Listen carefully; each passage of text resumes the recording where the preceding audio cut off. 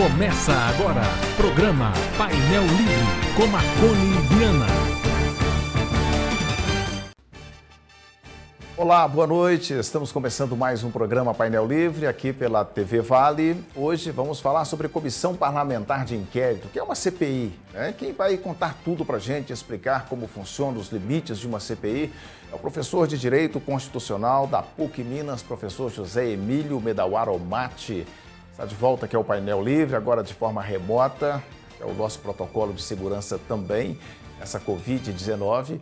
E quero agradecer a você que acompanha pelas redes sociais, estamos ao vivo no Facebook, também no nosso site tvvalenet.com.br e transmitindo no canal 7 analógico, canal 34 digital. Professor José Emílio, que prazer revê-lo, recebê-lo mais uma vez aqui no Painel Livre. Boa noite.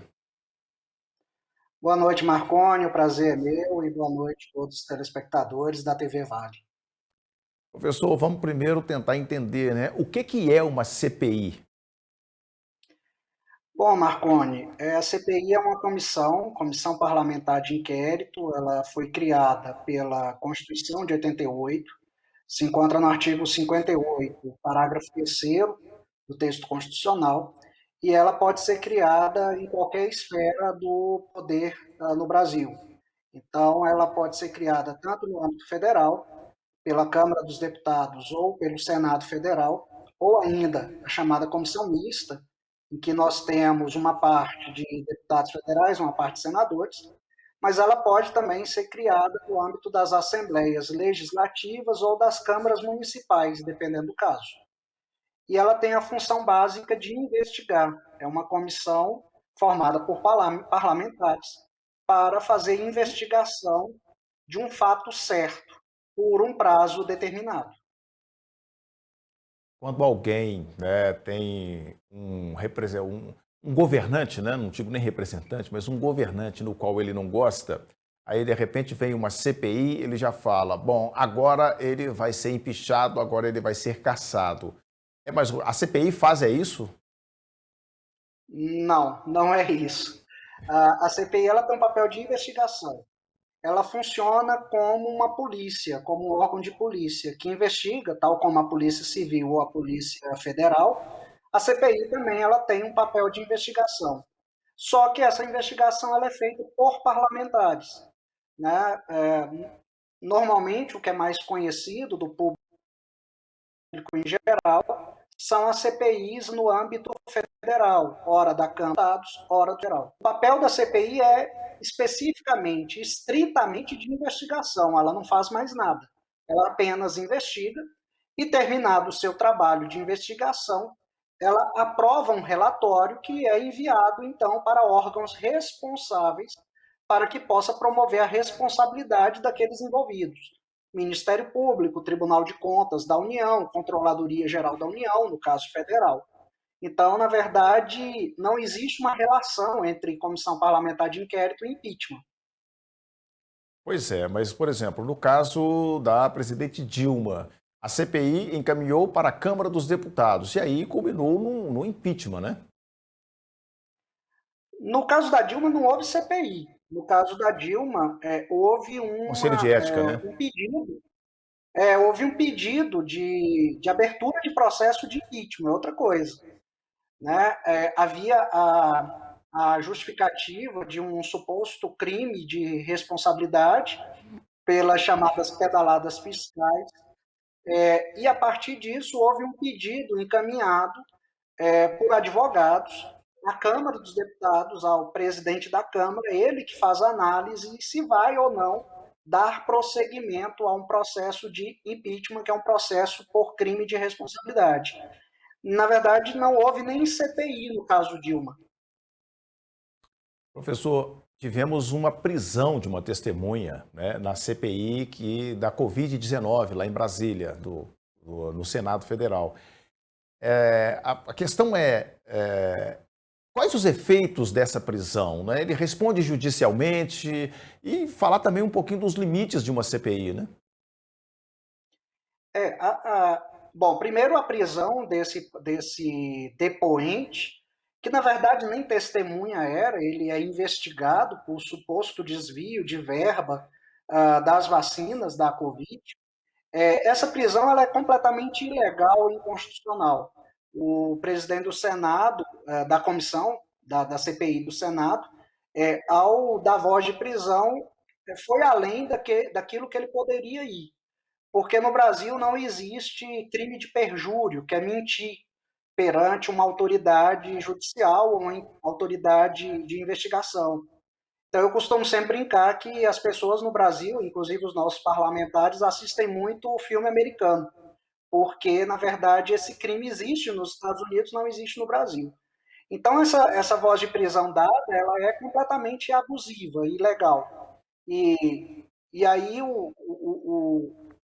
essa testemunha, esse depoente preso, ele poderia, inclusive, impetrar um habeas corpus ao Supremo, que ele sairia livre quase que imediatamente após a voz de prisão.